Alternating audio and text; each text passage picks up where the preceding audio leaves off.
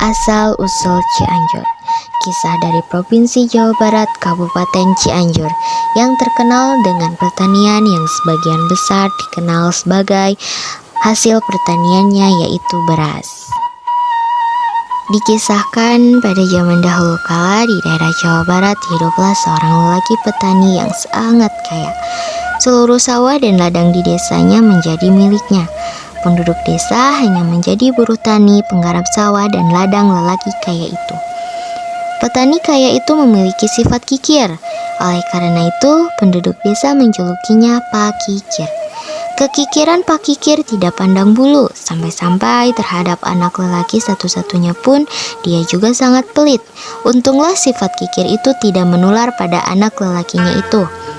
Anak Pak Kikir itu adalah pemuda yang baik hati. Tanpa sepengetahuan ayahnya, dia sering membantu tetangganya yang kesusahan.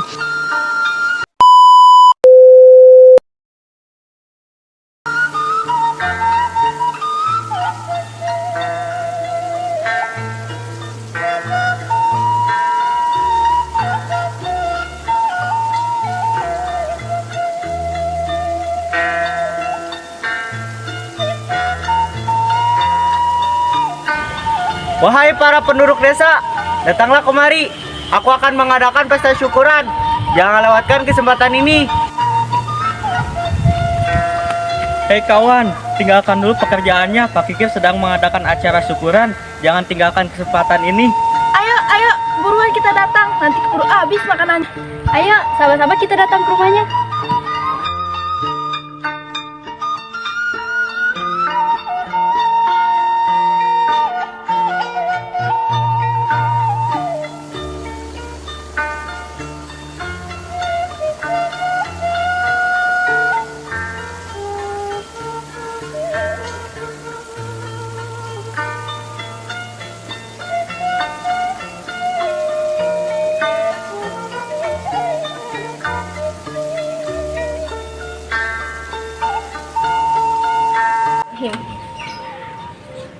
Kita diundang orang terkaya sedesa, aku kira akan disediakan makanan yang enak dan lezat.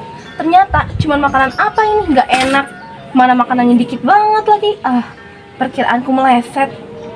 Ya betul, tuh lihat para tamu lain juga tidak mendapat makanan. Ya Tuhan, Pak Kikir ternyata terbukti kikir. Sudah berani mengundang orang sebanyak itu, tetapi tidak dapat menyediakan makanan. Sungguh keterlaluan. Buat apa hartanya yang segudang itu? Tuhan tidak akan memberikan berkah pada harta yang banyak itu. Demikianlah pergunjingan dan sumpah serapah dari orang-orang miskin mewarnai pesta selamatan yang diadakan Pak Kikir. Pada saat pesta selamatan sedang berlangsung, tiba-tiba datanglah seorang nenek tua renta.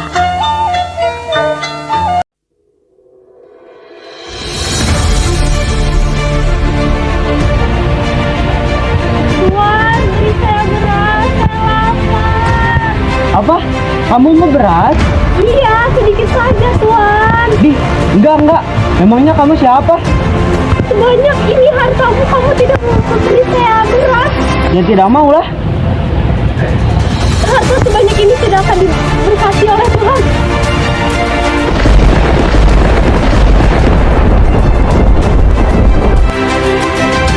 Oh, kasihan nenek itu. Sudah dibentak-bentak ayah, tapi gak dikasih makanan juga sama ayah. Gimana ya caranya aku bisa ngasih sedekah ke nenek itu? Oh iya, aku ambilkan saja jatah makan siangku hari ini. Si nenek itu ya. Oh, itu dia sudah sampai di ujung desa. Nek, tunggu Nek.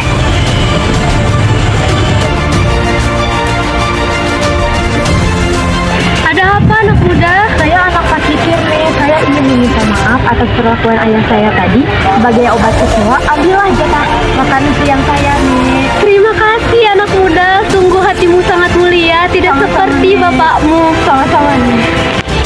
Dasar orang tua serakah. Harta sebanyak ini dia tidak mau membagiku sedikit pun. Tunggu saja pembalasannya Pak Kikir. Oh, dasar Pak Kikir memang kikir.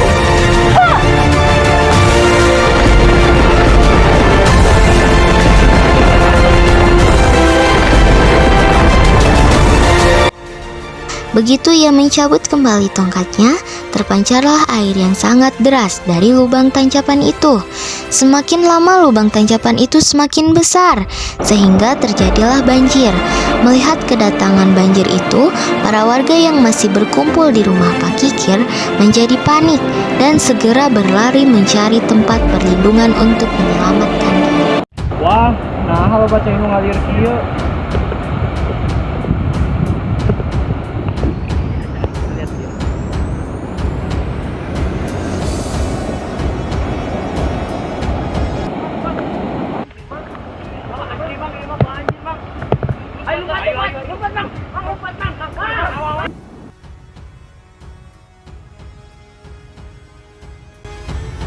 Melihat kepanikan para warga, anak Pak Kikir segera menganjurkan mereka agar berlari menuju ke atas bukit mencari tempat yang aman. Nah, ayo segera pergi dari sini. Kayaknya akan datang banjir. Bentar deh, sebaiknya kita undang semua warga dulu. Warga sudah pada tahu. Ayo warga. Cepat ke sini.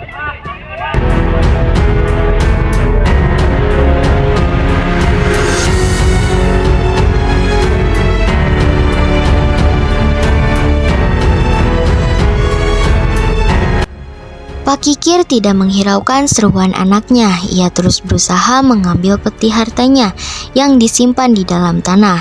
Sementara anak Pak Kikir dan warga menyelamatkan diri berlari naik ke atas bukit. Akhirnya selamat. Sedangkan Pak Kikir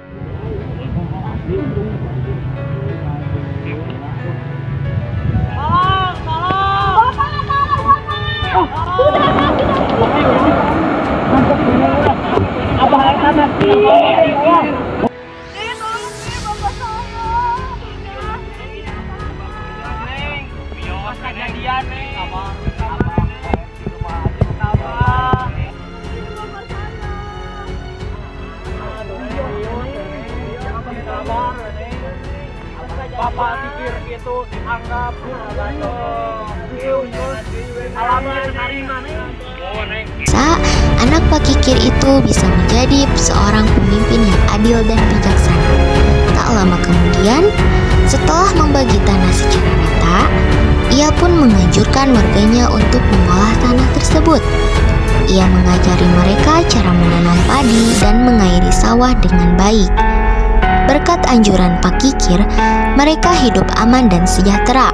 Mereka pun senantiasa patuh terhadap anjuran pemimpinnya. Desa itu kemudian mereka namai Desa Anjuran. Lama-kelamaan desa itu berkembang menjadi kota kecil, disebut Cianjur, yang berarti Ci itu adalah air. Cianjur berarti daerah yang cukup mengandung air.